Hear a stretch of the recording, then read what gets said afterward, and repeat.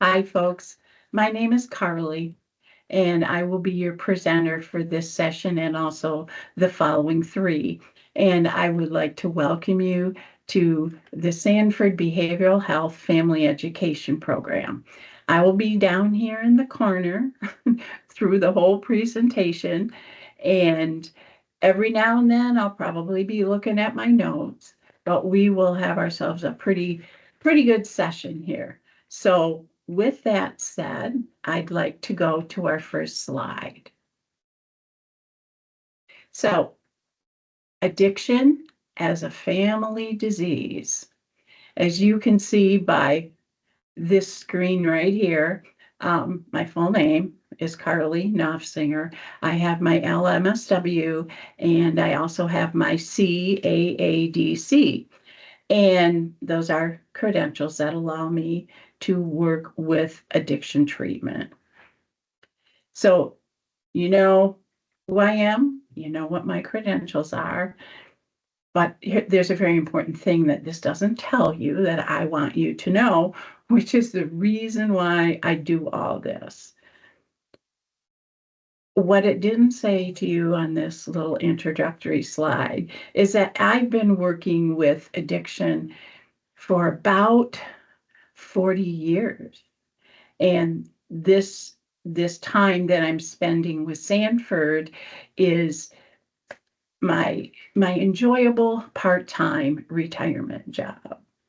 And the reason I do this, I have to tell you, is that in the many years and many settings that I've done addiction work, I continuously was amazed at how many family members did not have a real, true understanding about the facts of addictive disease. And I'd come out from multiple family sessions and I would just think, oh, my poor client, they're going into a war zone again. And no one in the family really understood the experience of the person with the disease. And the poor family was in chaos. So I want you to know I am a big supporter for family education and families being able to understand what it is that they've been through as they deal with this disease. Couple of things. This session is going to be a little longer than the other sessions that you will watch, just because it's the first session in the series, and there's some things that I'd really like to tell you about the series. Um, First of all, we started this in it was 20 like late 2017. I think I started with Sanford, and then in 2018 we started developing a 4-session series for families of our current and past clients. And this this series got active in 2019. And at first we were an in-person group and families would come to our sessions and then they would go visit with their loved ones in treatment immediately following the session. And then, of course, COVID came along and everything went online. So we switched over and started an online program. And now, folks, we are on YouTube and our program is available to you anytime you want to listen to it. You don't have to be, you know, on the computer at 5:30 every Thursday.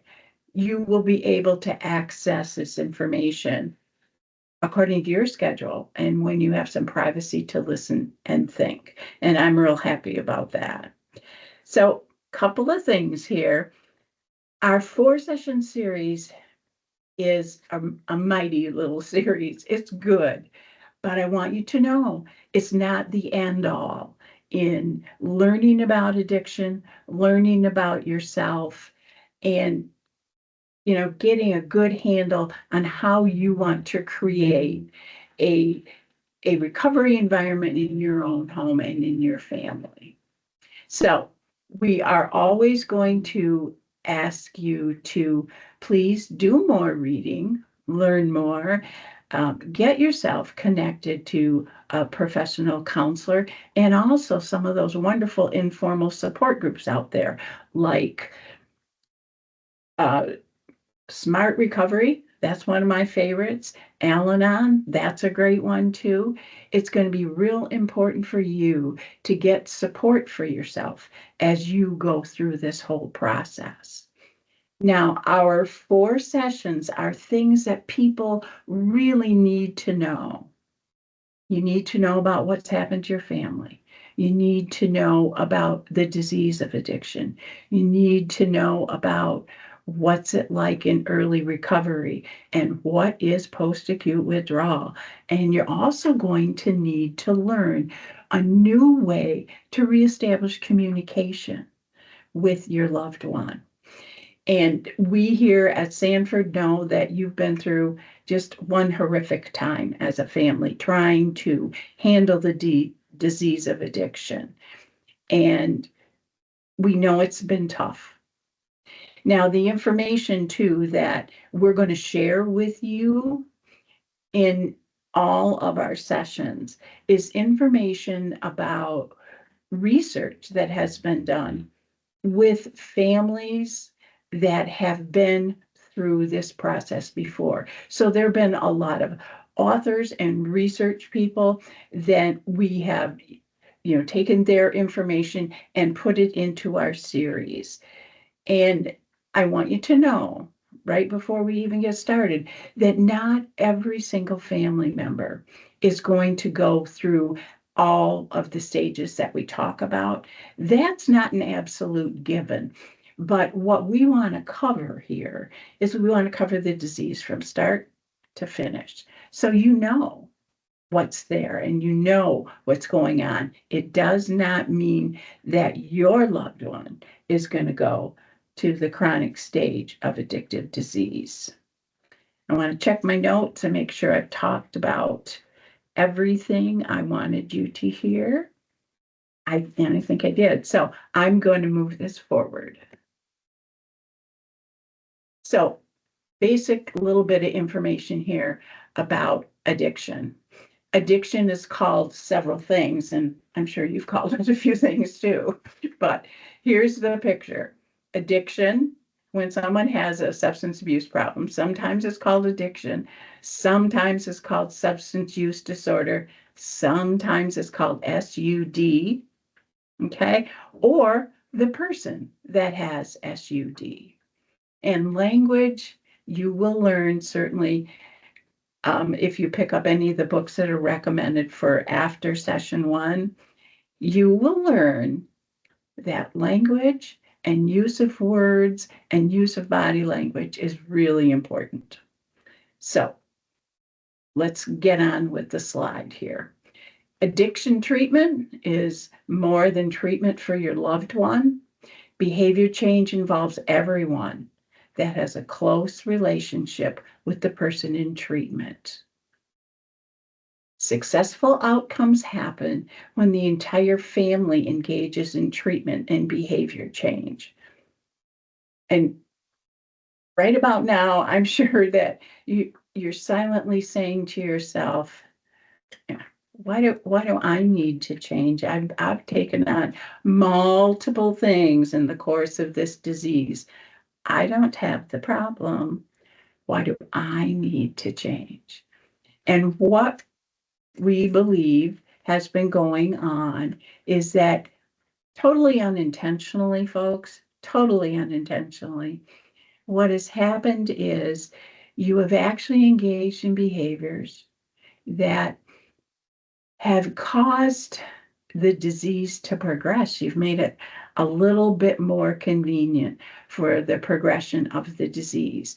And people, usually family members, engage in behaviors called enabling or controlling behaviors.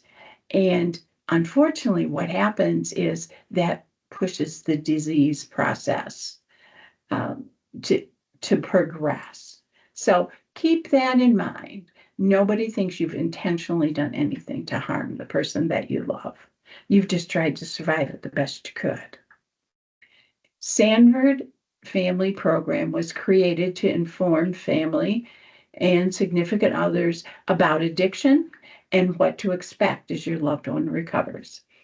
At Sanford Behavioral Health, we recognize we utilize a collaborative care team and the medical model. So this is just a fancy way to say that we believe addictive disease is like any other chronic disease, and we utilize a medical setting and we use a team approach to help someone manage this chronic disease. So here we have uh, the team is a physician, it's a nurse practitioner, it's a regular RN, it's therapists that are particularly credentialed to deal with addictive disease, and their master's level counselors. We also deal with making available support staff 24 hours a day, and we have nutritional programming and activity programming that helps a person learn how to manage and cope in their life without the use of substances.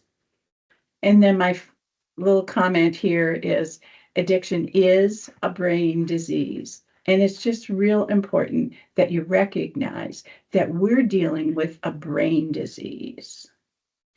Another little tidbit to add here is that it's not uncommon that if you had your growing years in a family where there was addictive disease or there was some kind of chaotic structure continually going on, you're probably more likely than other folks when it comes time to partner up to attract to people that have similar kinds of experiences. So some people come into the partnership with someone that may have addictive disease, kind of pre-set up to be there.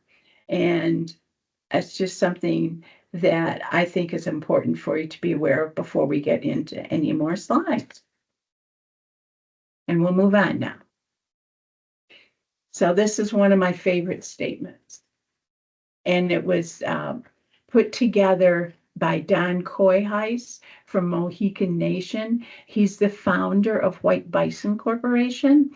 And that White Bison Corporation is a treatment management and facility particularly dedicated to dealing with Native Americans. But this is what he says. Suppose you have 100 acres of sick trees that want to get well. If each tree leaves the forest to find wellness and then returns to the forest, they get sick again from the infection of the rest of the trees. The elders taught us that to treat the sick trees, you must treat the whole forest. You must create a healing forest. If not, the trees will just keep getting sick again. And so I'm sure as you listen to this, the sick tree is your loved one, your family, and surrounding environments that you all travel in. That's the forest.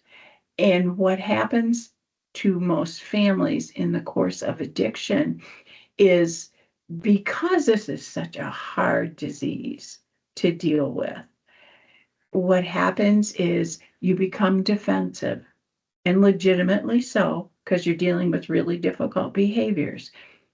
However, in the next little slide or so, we'll take a look at more specifically what I'm talking about. But what does happen is that you do become defensive, and that's your infection. And unfortunately, that infection continues and grows along with the process of your loved one's addiction. So this is something that I really want to share with you. It's an awareness that I had as I was beginning to put all of this together. And it concerns opposing instinctual behaviors. Dealing with addiction in the family is not like dealing with any other problem you have ever faced together before. And what is going on is that the family and the person with disease are actually dealing with opposing instinctual behaviors. And I want to say a little more about that. You, as a family member, it is your instinctual drive that makes you care and love. And through that caring and love, you have attachment and you have bonding. And that you have in you when you're born, your ability to do that. It was in you that when you love and when you care, you are going to try to protect that person from feeling any pain. You want to protect them and everybody else that in the family from the pain of something unpleasant. So that's you with your drive from the midbrain of yourselves. You are driven to try to fix things when things go wrong with your family members. Then on the other side of the coin, we have the person that's developing addictive disease. And this person is driven also from the primitive midbrain, but they are now, as they go through the course of this disease, there's brain change that happens. And with that brain change, they become devoted to keeping that addiction alive. And their instinct is to protect the addiction because the addiction is telling them, it's telling them, if you don't do this, you're not going to survive. So here we have two opposing drives that are not going to add each other all the way through the process of trying to solve this problem.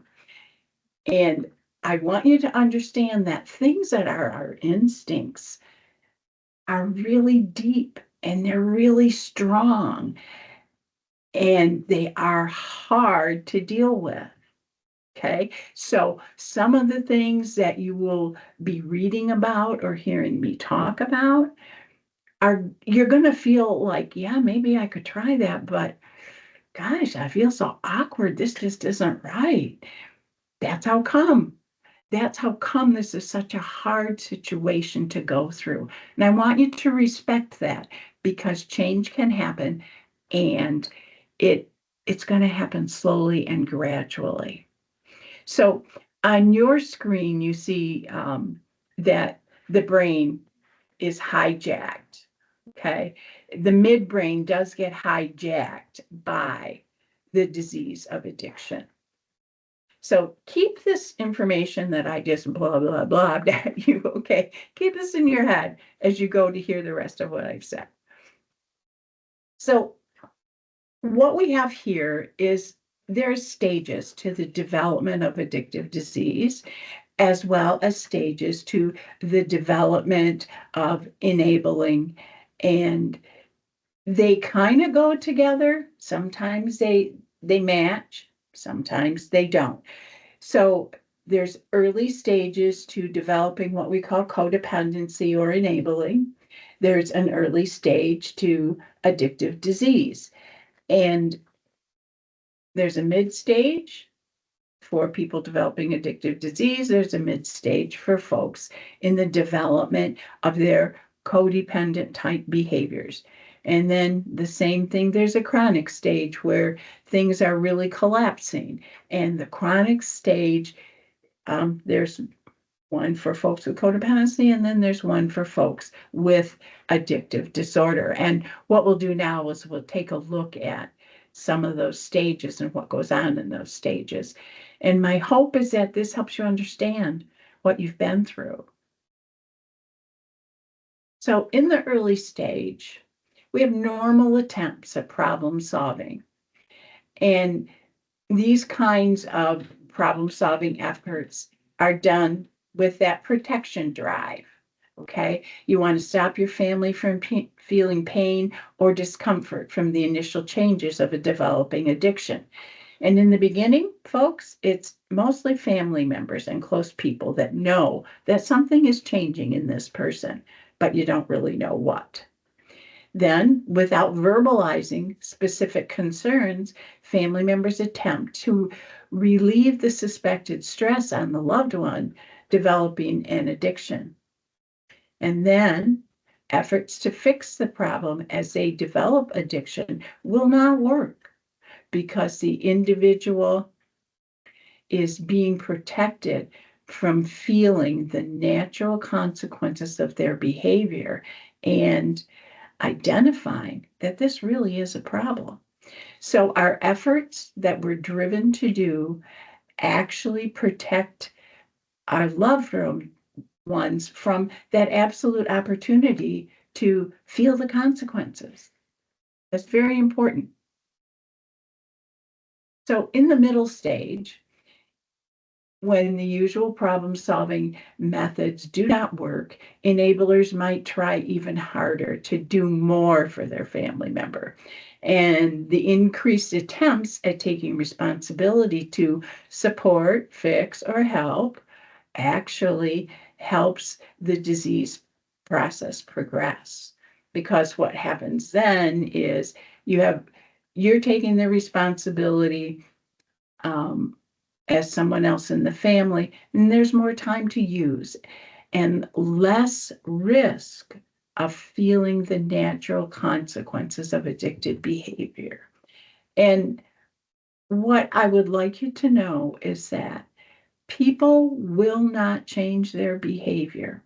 And think about this for yourself, that we don't change our behavior unless we come to believe that it's going to cause me more pain to continue this behavior than it is to stop the behavior. So, an unfortunate consequence of our protection is people aren't feeling, okay, the natural consequences of their behavior. It's the people around them, unfortunately, that are feeling it. So, family members in the middle stage as it progresses. They tend to begin to have elevated anxiety, confusion, frustration, guilt, shame, depression, a whole lot of really unpleasant symptoms inside themselves as they try to cope. In the middle stage, there's something that comes up, and it's called the family rules. And the family rules are family rules are actually a concept that was developed by Dr. Claudia Black, and her book is listed as one of the resources that you have been given access to when you get your invitation to these sessions. That book is called It Will Never Happen to Me.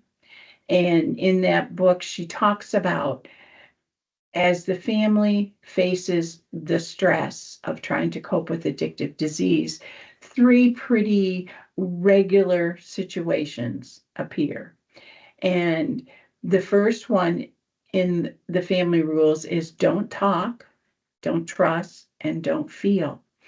And what families that have never had any intervention to help them cope with addictive disease in a way that's going to be productive to getting their loved one to treatment. We find that families that don't seek treatment for themselves, there's not conversation in the home. People aren't talking about what they're thinking or what they're feeling. It's like we're just living in this unpleasantness and we're not allowed to discuss it. The other rule, don't trust, is a rule that comes up and develops itself very often in the mid stage of the disease, where people in the family feel like they cannot trust that their family's going to function okay. They can't trust that family traditions are going to be followed. They can't trust if they're a child that's waiting for an adult in the family to pick them up, they can't trust that they're actually going to have a ride home.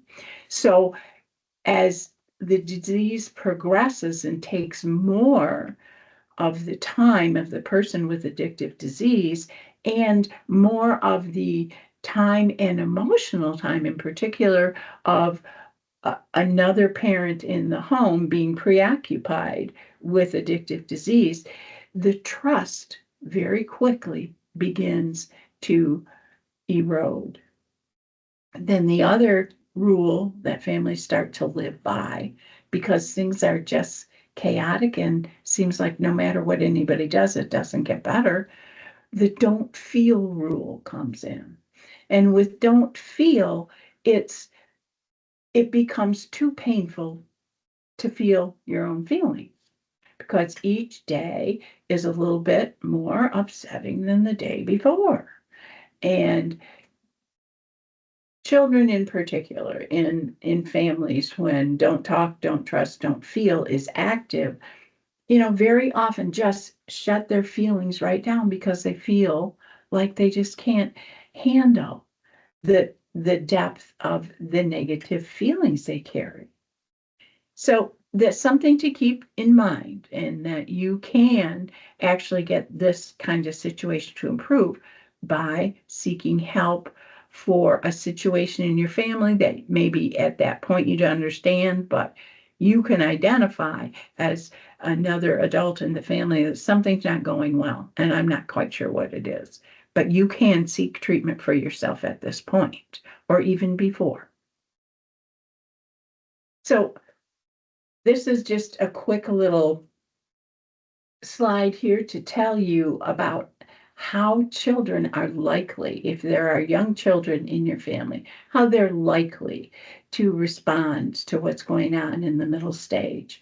And there's 4 basic uh, roles that kids decide to adapt. The first one is the hero role. And the hero role is oftentimes the child that's the oldest. And the hero is like the perfect kid, the helpful kid, the kid that does well in school, um, the child in your family that, has a lot to do and people really like this person. And they are like a young adult in your family.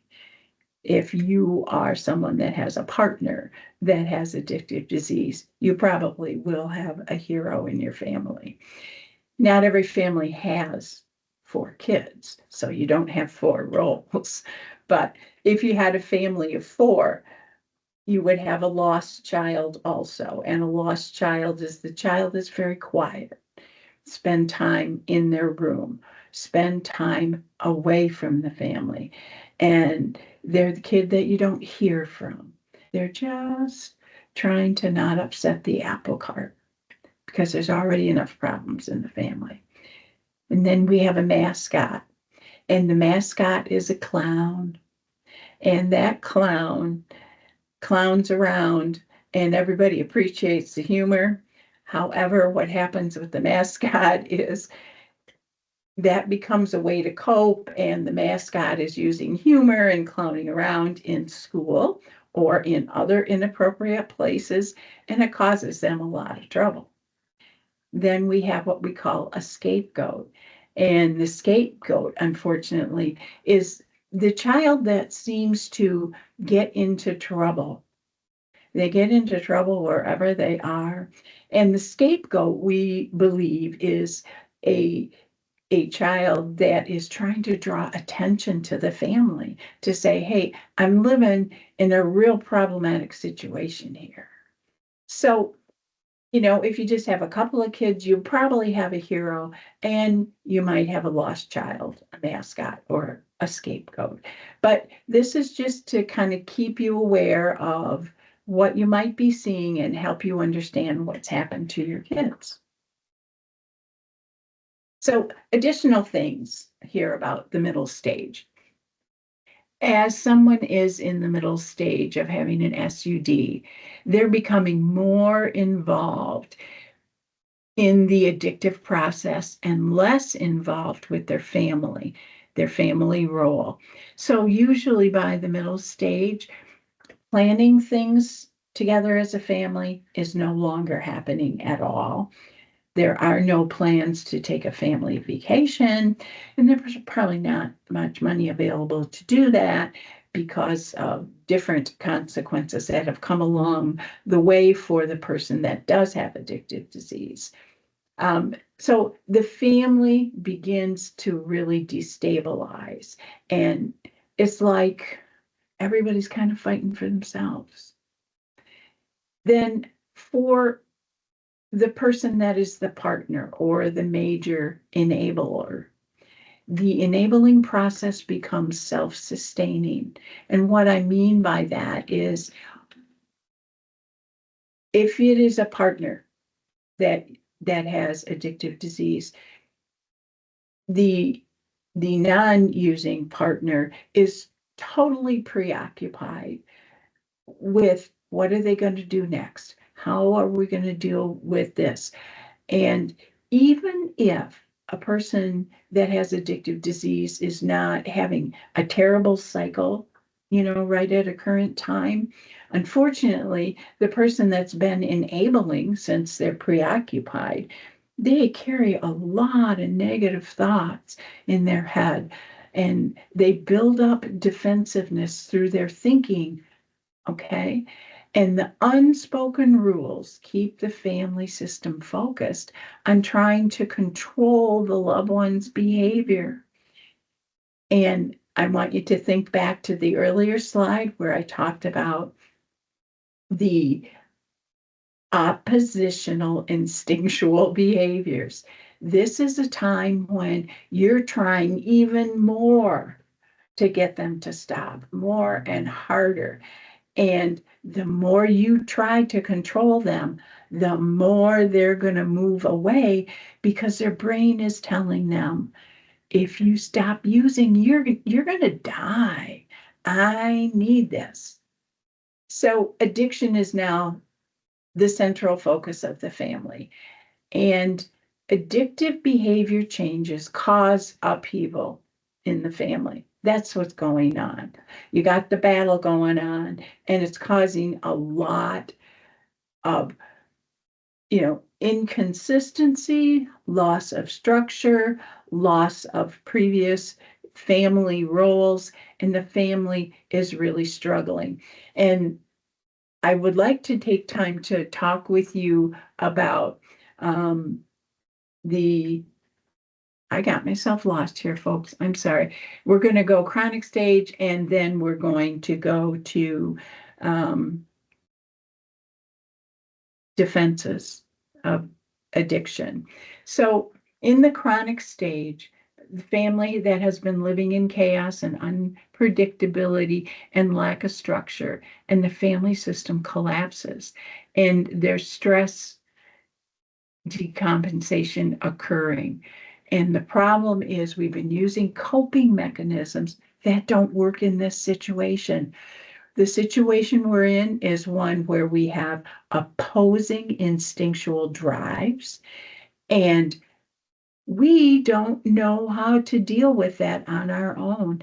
In fact, we can't deal with it on our own. And that's again why we encourage you to please seek professional counseling and learn as much as you can about addictive disease and codependency and enabling.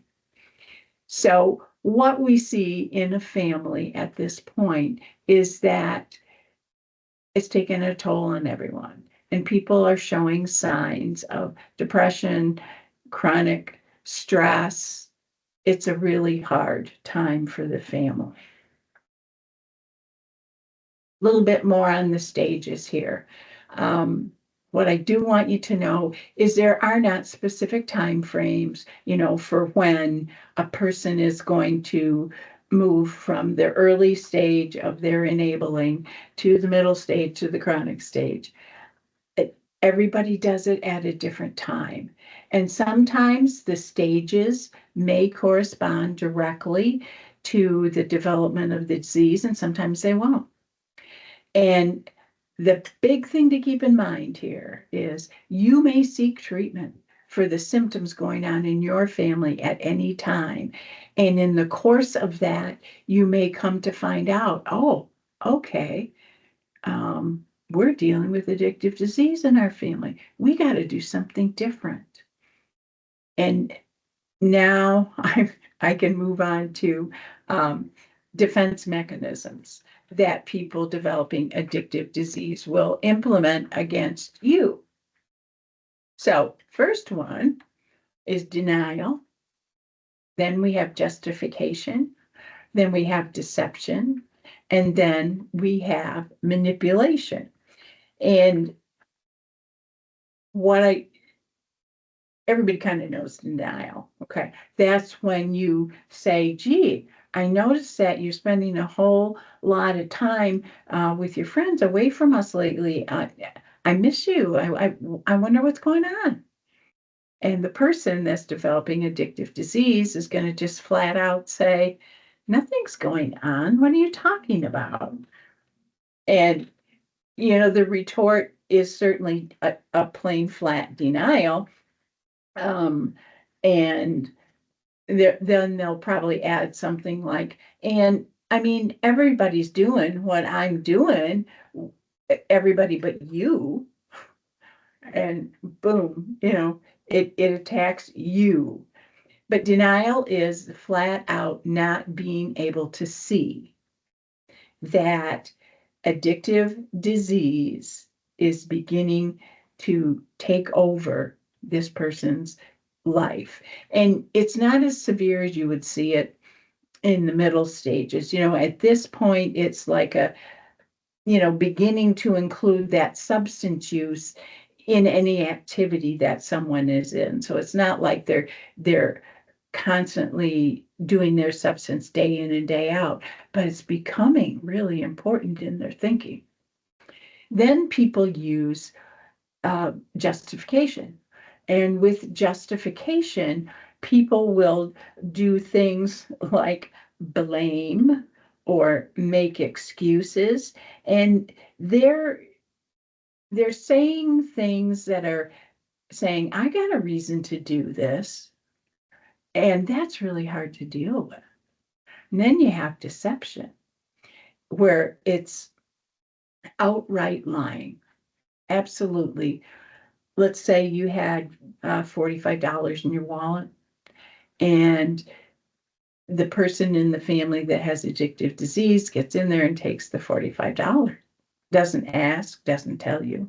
And then you go to your wallet and you notice, oh my gosh, $45, it's gone. I was going to use that for stuff for dinner tonight, And if you would go approach the person with addictive disease, they would say, what? Oh, no, God, no, I didn't do that.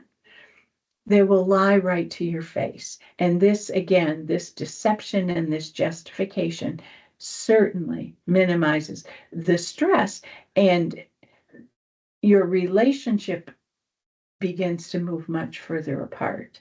The more you deal with deception and justification and denial, the more the relationship begins to disintegrate. And then our last primary mechanism of addictive disease is manipulation. And, a person that's developing an addictive disease feels the draw to the substance, and it assists in making them go even harder and further away from the family because they know they need it. And so they will use manipulation, and at times will agree to something that you ask of them, and then they will not follow through.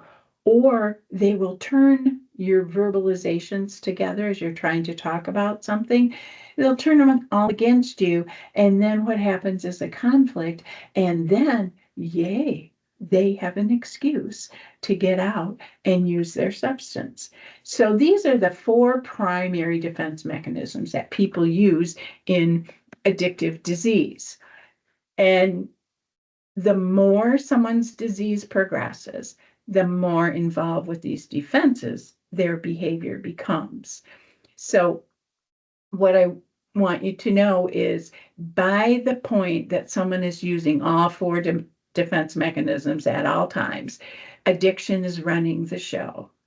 And as the disease progresses, the substance seems to satisfy their basic human need for fulfillment, comfort, and happiness. It's no longer the family. And they'll also use these defense mechanisms to hide from shame. Employing defenses lets them serve the physical and psychological requirements of addiction with less guilt or shame or conflict. And the other reason you're seeing all of these defense mechanisms go on is that the addicted brain's reward system has been hijacked. And what I mean by this is one of the very big dangers of addictive disease is that it changes the neurochemistry of the brain, particularly in the midbrain. And when that happens, it throws off our reward and pleasure as human beings. And so what's happening is it feels right and natural to them to follow that substance. And again, that's where we get the opposing instincts. Okay. The brain will trick itself into believing that the substance it craves is necessary for their survival. So, how do you deal with these defenses? You've been having them thrown at you over the years or the months. And as family members of individuals with a substance use disorder, it's difficult to deal with these defensive behaviors while maintaining family structure or effective relationships. And I know you're thinking, I didn't need you to tell me that. You've seen what happens. Everything falls apart. And this is again why formal and informal support is so important for family members to understand what's happened to themselves, understand what the disease is, and understand what to expect. The middle and chronic stages are when families experience the most chaos and conflict. And those are usually the times that someone will decide, I got to talk to somebody about what's going on in my life. And also at this point, many family members of someone developing an addictive disease are really doubting themselves. They're doubting themselves because it seems like their behavior and their engagement with their partner or specific person in the family that is developing addictive disease, it's always conflictual.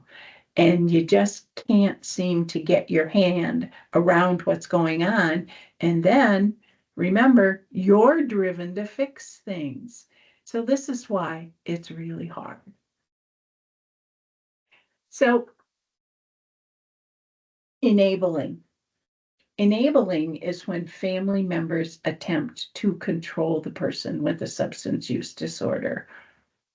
And I want to tell you, enabling behavior is any behavior that actually assists the person's disease to progress.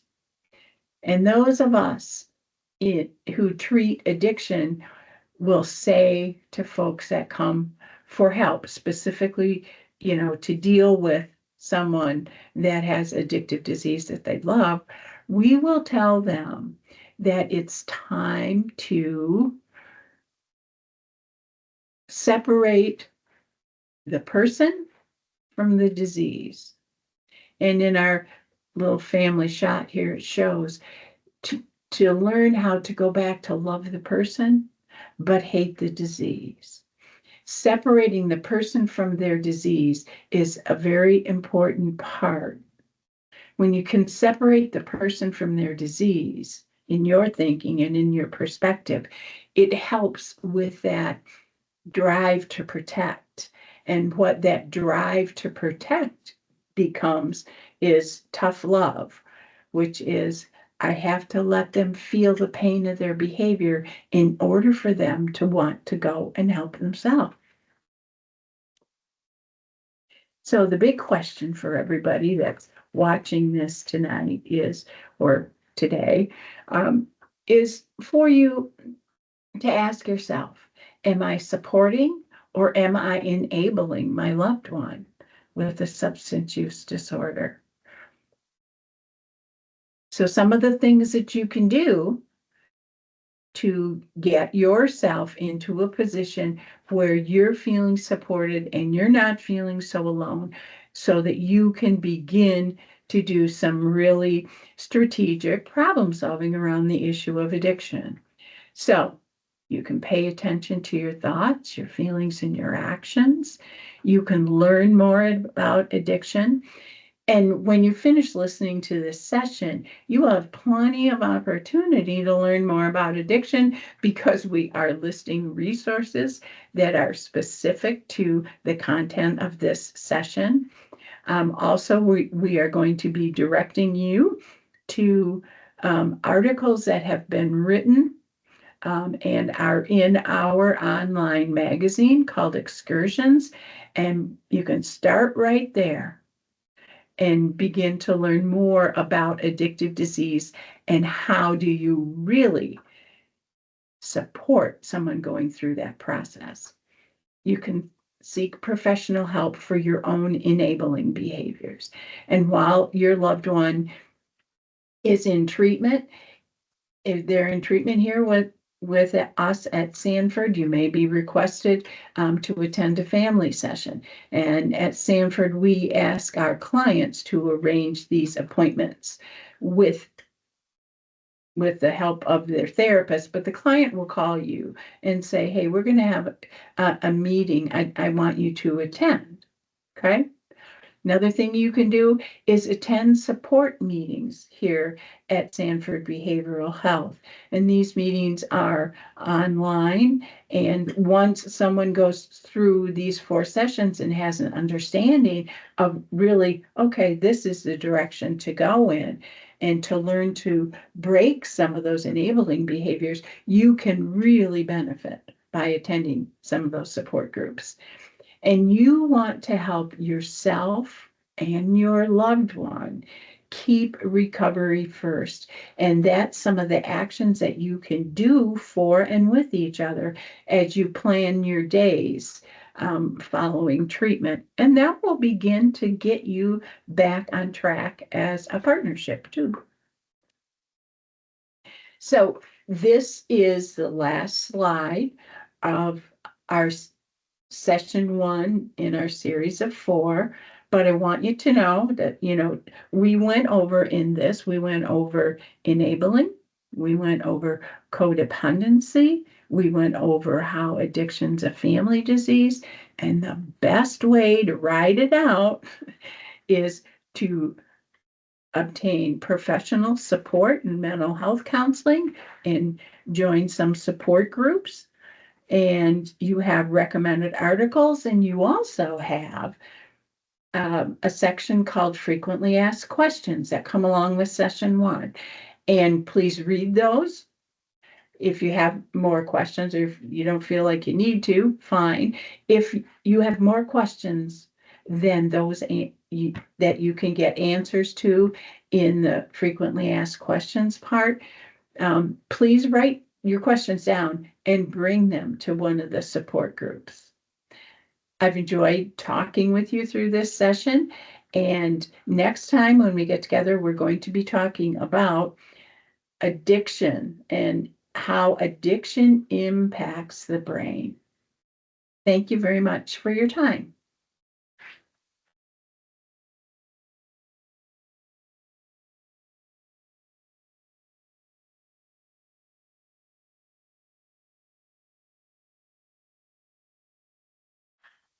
Was it good? Yeah, it was really good. Lee